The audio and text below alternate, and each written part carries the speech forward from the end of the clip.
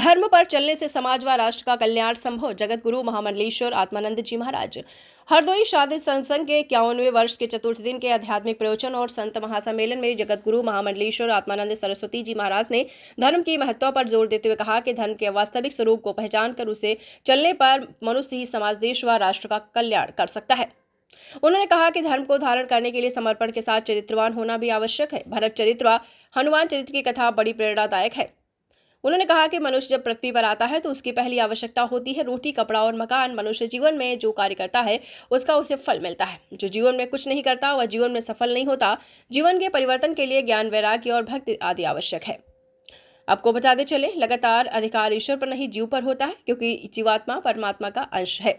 हरिद्वार से पधारी विश्वविख्यात वेदांत विदुषी प्रज्ञा भारती गिरी पंची देवी ने मानस सम्मेलन के उपलक्ष्य में बताया है कि सच्ची भक्ति के द्वारा आत्म साक्षात्कार किया जा सकता है।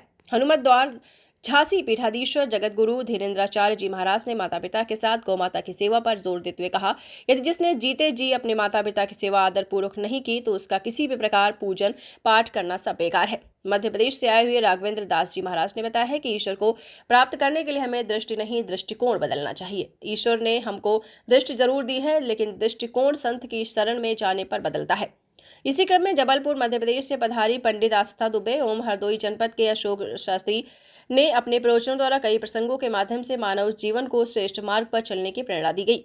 इस संत सम्मेलन की व्यवस्था प्रकाश चंद्र गुप्ता और उनके भाइयों द्वारा संभाली गई। मंच का संचालन अहमदाबाद से आए हुए डॉक्टर अशोक चंद्र गुप्त ने किया।